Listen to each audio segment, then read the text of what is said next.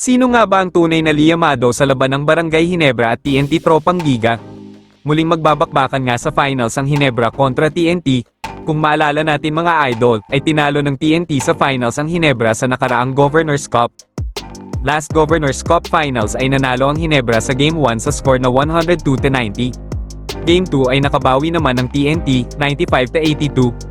Game 3 ay muling nakuha ng Ginebra ang panalo sa pangunguna ni Scottie Thompson, 117-103. Game 4 ay muling nagtabla ang serye sa 2-all kung saan si Aftana naman ang kumana, 116-104. Game 5 ay naging dikitan ang laban ngunit muling nanaig ang TNT dahil sa triple-double ni RHJ. Game 6 ay tuluyan ng tinapos ng TNT ang serye dahil sa dagger 3 ni Mikey Williams. Ngayon nga ay muling maghaharap sa finals itong si Justin Brownlee at Ronde Hollis Jefferson, pero sino nga ba ang tunay na liyamado? Unahin natin sa bigman, kung sa nakaraang serye ng Ginebra ay sobrang dahado sila sa SMB pagdating sa bigman dahil kay Junmar Fajardo, this time ay medyo patas na ang laban dahil si Poy Erem na ang makakatapat nito. Hindi ganun kalakas ang mga bigman ng Ginebra ngunit ganun din sa TNT, injured pa rin naman kasi itong si Brandon Ganuelas-Rosser na maaring kapalitan sana ni Poy. Nandyan pa nga itong si Kelly Williams pero kaya naman sigurong sabayan ng isang Joe Devance kahit papaano. Pagdating naman sa 3 at 4 ay nakikita kong lamang ang TNT. Nandyan nga kasi sina Calvin Aftana, Glenn Cabuntin, RR Pogoy at maging ang import na si RHJ. Samantala sa Ginebra ay tanging sina Stephen Holt at Justin Brownlee ang legit forwards nila, ito ay sa kadahilanan na injured pa nga itong si Jamie Malonzo, Isaac Go at maging si Jeremiah Gray.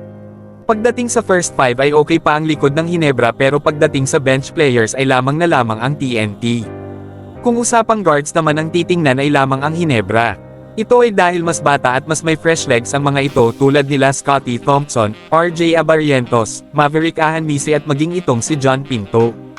Lalaban na naman ng mga guards ng TNT tulad nila Jason Castro, Brian Heruela, Reynam Batak, at maging si Kim Oren. Isang rason kung ba't ko nasabi na mas lamang ang guards ng Ginebra ay dahil sa hindi pa nga 100% itong si Reynam Batak matapos tamaan ang kanyang daliri sa kanilang huling laro kontra Rain or Shine. Nagkakaedad na din kasi itong si Jason Castro at maging si Brian Heruela, di tulad ng ibang guard sa Ginebra na halos nasa kalakasan nila ang mga ito kaya fresh na fresh pang tumakbo. Pagdating sa imports ay patas na patas ang laban. Wala akong makitang rason kung sino ang mas lamang sila dahil halos parehas lang sila ng laro. Maaaring mas may shooting itong si Justin Brownlee, pero mas may laro naman itong si RHJ sa loob. Ang tanging masasabi ko na lamang ay mas digil siguro itong si JB dahil gustong-gustong bumawi kay RHJ. Pagdating naman sa coaches ay parehas mautak ang dalawa. Experience, style, coaching ability ay halos parehas din sila. Kaya naman mga idol ay match na match ang dalawang ito. Maaring nawala nga itong si Christian Standardinger at Stanley Pringle para sa Ginebra, pero nawalan din naman ng Mikey Williams ang TNT. Ikaw idol, sino sa tingin mo ang tunay na liyamado sa larong ito?